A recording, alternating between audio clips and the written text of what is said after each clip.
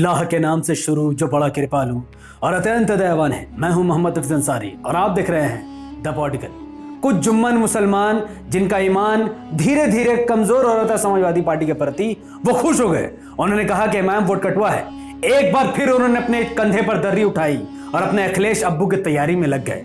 पर भागने की जरूरत नहीं, आपके सामने है जिसमें क्लियर तौर पर यह दिख जाएगा कि एमआईएम ना भी लड़ती तो भी यहां से बीजेपी की जीत निश्चित थी। टांडा विधानसभा सीट जिला अंबेडकर नगर में पड़ती है, जहां पर मुसलमानों की आबादी महज 20 से 25% है, यानी लगभग 80,000 मुसलमानों का वोट टांडा विधानसभा की सीट में आप मान सकते हैं। 2017 की विधानसभा इलेक्शन में भारतीय जनता पार्टी के कैंडिडेट को 74,768 वोट मिली थी, 36.62%। वही समाजवादी पार्टी के मुस्लिम कैंडिडेट को 73,043 वोट मिला था, 35.78%। 1,725 वोटों से समाजवादी पार्टी का मुस्लिम प्रत्याशी भारतीय जनता पार्टी से हार गया, क्योंकि मीडिया का ऐसा मानना है कि एआईएमआईएम के मुस्लिम प्रत्याशी को 2070 वोट मिले। अगर एआईएमआईएम यहां पर अपना प्रत्याशी ना उतार दी अकॉर्डिंग टू गोदी मीडिया, तो यहां से ये 2000 वोट समाजवादी पार्टी को मिलता और यहां से बीजेपी हार जाती। पर उन मूर्खों को और उन गुलामों को ये नहीं दिखा, दर्री बिछाने वालों को, कि यहां से बहुजन समाज पार्टी का भी एक उम्मीदवार था जिसको 49,526 वोट मिले।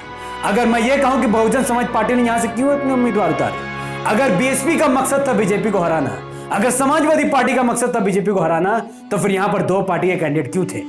देखा जाए तो करीबन 1.5 लाख मुसलमानों का वोट समाजवादी पार्टी और बहुजन समाज पार्टी में बढ़ गया, जिसकी वजह से भारतीय जनता पार्टी हार गई, जीत गई।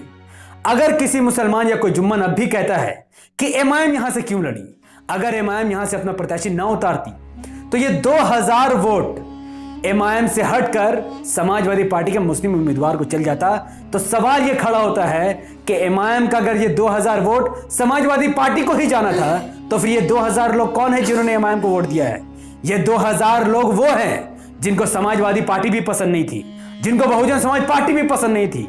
हकीकत बात तो यह है कि अगर यहां से एमआईएम अपने उम्मीदवार न उतारती तो ये 2000 वोट सीधा सीधा नोटा में चला जाता, क्योंकि टांडा विधानसभा सीट में 2017 के चुनाव में 12,000 लोगों ने नोटा में बटन दबाकर अपने वोटों को खराब कर दिया। ये वो 12,000 लोग हैं जिनको बीजेपी भी पसंद नहीं है, जिनको बहुजन समाज पार्टी भी पसंद नहीं थी, जिनको समाजवादी पार्टी भी पसंद नहीं थी, जिनको कोई पार्टी पसंद नहीं थी, उन्होंने नोटा को बटन दबा दिया।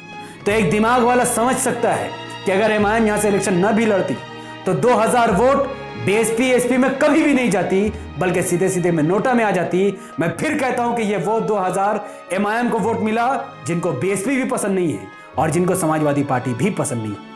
फिर भी सेक ऑफ आर्गुमेंट, अगर आपको लगता है कि एमआईएम के लड़ने से ही बीजेपी जीती है, तो मैं आपके सामने एक और उदाहरण देकर उन जुम्मन मुसलमानों को समझाने की कोशिश कर रहा हूं कि दर्री बिछाने वालों और अपने अखिलेश अब्बू को सीएम बनाने के लिए झुंझुराहट करने वालों, देवबंद के इलेक्शन पर ध्यान दो। अगर एमआईएम के लड़ने से टांडा में बीजेपी जीत गई है, तो मुझे देवबंद का जवाब कौन देगा? देवबंद विधानसभा इलेक्शन 2017 रिजल्ट आपके सामने है। यहां से ये देवबंद वो सीट है जो सहारनपुर में पड़ती है। 50 से 60% मुसलमान, 1.5 से 2 लाख मुसलमानों का वोट, फिर भी भारतीय जनता पार्टी का कैंडिडेट कैसे जीत गया यहां पर? क्योंकि 1.5 लाख वोटों का विभाजन बहुजन समाज पार्टी के मुस्लिम प्रत्याशी और समाजवादी पार्टी के मुस्लिम प्रत्याशी में बढ़ गया और बीजेपी महज 1,02,000 वोटों के साथ जीत गई। देवबंद विधानसभा की सीट में ना एमआईएम ने प्रचार किया और ना ही एमआईएम का वहां कैंडिडेट था। तो एमआईएम के इलेक्शन न लड़ने के बाद भी मुस्लिम बहुसंख्यक सीट पर कैसे बीजेपी जीत गई? क्योंकि असल वोट कटवा और बीजेपी एजेंट कोई और नहीं बल्कि समाजवादी पार्टी और बहुजन समाज पार्टी है। इन दोनों ने मिलकर योगी आदित्यनाथ के साथ एक खेल खेला। योगी और अखिलेश यादव और मायावती ने मिलकर यह डिसाइड किया कि देवबंद जैसी मुस्लिम विधानसभा की सीट पर कोई मुसलमान नहीं जीतना चाहिए। इसीलिए मायावती ने एक मुस्लिम उम्मीदवार उतार दिया और समाजवादी पार्टी ने भी एक मुस्लिम उम्मीदवार उतार दिया, और दोनों में 1,50,000 मुसलमानों का वोट एसपी और बीएसपी के मुस्लिम उम्मीदवारों में बढ़ गया, जिसका सीधा फायदा योगी आदित्यनाथ के प्रत्याशी भारतीय जनता पार्टी के हिंदू प्रत्याशी को हुआ और देवबंद जैसे मुस्लिम बहुसंख्यक सीट पर भारतीय जनता पार्टी की जीत हो गई। ये लोग यहां नहीं रुके। 2012 में भी इन लोगों ने ऐसे ही खेल खेला था। देवबंद जैसे घनी आबादी मुसलमानों की सीट पर भी 2012 में समाजवादी पार्टी ने, बहुजन समाज पार्टी ने और कांग्रेस ने मुसलमानों के मुंह पर तमाचा मारा है। और अगर मैं सही से कहूं तो मुसलमानों के मुंह पर उन्होंने थूक फेंका है। अभी दर्री बिछाने वाले मुसलमान मुझ पर गुस्सा हो जाएंगे कि कैसे थूक फेंक दिया। अखिलेश अब्बू ने या मायावती उनकी मां ने कैसे थूक फेंक दिया, या राहुल बाबा ने मुसलमानों के ऊपर थूक कैसे फेंका। तो सुनो दर्री बिछाने वालों, देवबंद जैसी मुस्लिम विधानसभा सीट पर भी एक भी मुस्लिम प्रत्याशी नहीं उतारे गए थे। न समाजवादी पार्टी ने देवबंद में किसी मुसलमान को टिकट दिया, न बहुजन समाज पार्टी ने किसी मुसलमान को टिकट दिया, और न ही कांग्रेस ने किसी मुसलमान को टिकट लिया। बल्कि बीजेपी से लेकर एसपी, बीएसपी, कांग्रेस हर किसी ने 2012 में हिंदू प्रत्याशी उतारे और यहां से समाजवादी पार्टी का एक हिंदू कैंडिडेट जीत गया। क्योंकि समाजवादी पार्टी बार बार मुसलमानों से कह रही थी कि अगर बीजेपी को हराना है तो ये मत देखो कि कौन हिंदू है कौन मुसलमान, सिर्फ साइकिल छाप पर वोट दबाओ। और देवबंद के बेचारे मुसलमान, उन्होंने समाजवादी पार्टी के एक गैर मुस्लिम प्रत्याशी को जिताकर अपने नसीब को खराब कर दिया, अपने नसीब को बर्बाद कर दिया। आपके दिलों में यह बात उठता होगा कि हम किसे वोट दें। दर्री बिछाने वाला हो या समाजवादी पार्टी की गुलामी करने वाला हो, वो समाजवादी पार्टी की गुलामी छोड़ देगा, वो दर्री बिछाना छोड़ देगा। क्योंकि ये लड़ाई भिखारी वर्सेस भाग्यदारी की है, भिखारी वर्सेस गुलामी वर्सेस हिस्सेदारी की है। जहां पर एक आजम खान साहब 20% मुसलमानों का नेतृत्व करने वाला एक नेता प्लेट में खजूर लेकर, दो यादव कम्युनिटी के नेता जिनकी आबादी महज 7 से 9% है, उनको खजूर खिला रहे हैं। वही तेलंगाना में एमआईएम की सरकार तक नहीं है, पर तेलंगाना का सीएम असदुद्दीन ओवैसी साहब, जो कि तेलंगाना में माइनॉरिटी है, जिनकी सरकार नहीं है, पर झुककर उन्हें खजूर खिला रहे हैं। ये होती है हिस्सेदारी और इसे कहते हैं गुलामी। उत्तर प्रदेश में कुल 80 लोकसभा सीटें और 403 विधानसभा सीटें हैं, तो इससे आप उत्तर प्रदेश के चुनाव के महत्व का अंदाजा लगा सकते हैं। उत्तर प्रदेश के सियासत में जाति का एक अहम मुकाम है। आजादी के बाद से लेकर आज तक मुख्तलिफ जातियों के मुख्यमंत्री बने, सिवाय मुसलमानों के। उत्तर प्रदेश में आपको हर समाज के खुद की सियासी पार्टी मिल जाएगी, सिवाय मुसलमानों के। उत्तर प्रदेश में आपको हर समाज के नेता मिल जाएंगे, सिवाय मुसलमानों के। इसकी एक बड़ी वजह यह है कि आजादी के बाद से मुसलमानों ने सेक्युलरिज्म के नाम पर कभी कांग्रेस, कभी समाजवादी पार्टी, तो कभी बहुजन समाज पार्टी को अपनी पार्टी समझा। उसके बदले में मुसलमानों को बाबरी मस्जिद की शहादत, मुरादाबाद ईदगाह नरसंहार, हाशिमपुरा मलियाना नरसंहार और मुजफ्फरनगर फसादात मिले, जिसमें मुसलमानों को तहस नहस किया गया, खवातीनों की इज्जत व इस्मत लूटी गई। यही सब कारण है कि मुसलमान आज गरीब और बेरोजगार हैं। दूसरे समाजों ने अपने नेता बनाए और सियासी तौर पर अपनी अलग पहचान बनाई। इस सियासी ताकत के दम पर इन सामाजिक वर्गों ने माशी और सामाजिक तौर पर तरक्की की।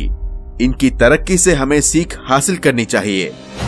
बैरिस्टर असदुद्दीन ओवैसी के नेतृत्व में एआईएमआईएम उत्तर प्रदेश में मुसलमानों की वखार की लड़ाई लड़ रही है। मुसलमानों के साथ हो रही नाइंसाफियों के खिलाफ मुत्तहिदा सियासी लड़ाई लड़ रही है। आप भी आएं और इस इनकलाब का हिस्सा बने।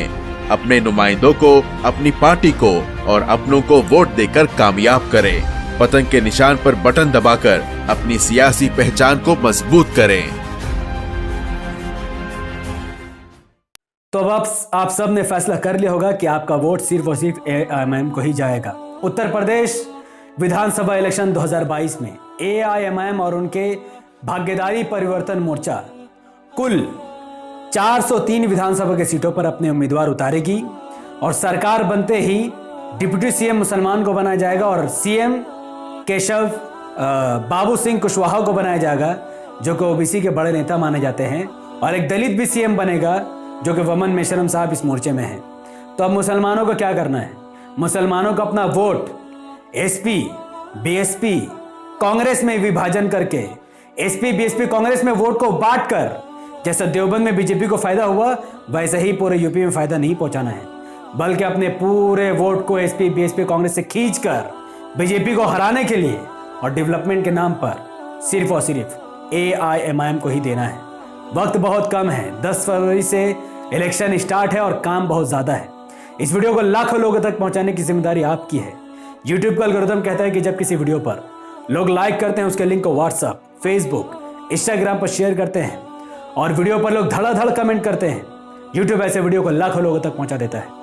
इस वीडियो को लाइक कीजिए, इसके लिंक को व्हाट्सएप, फेसबुक, इंस्टाग्राम जैसे सोशल मीडिया के बड़े बड़े प्लेटफॉर्म पर शेयर कीजिए।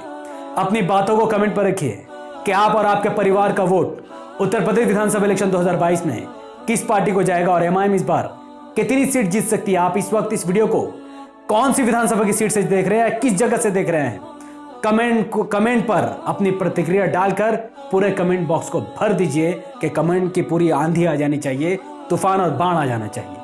हमारे यूट्यूब चैनल द पॉलिटिकल को सब्सक्राइब कीजिए, बेल आइकन हिट कीजिए, मुझे अपनी दुआ में याद रखें। अगर आप सब इस वीडियो को हमारे Facebook channel the political news पर देख रहे हैं तो इसे अभी के अभी लाइक कीजिए, फॉलो कीजिए।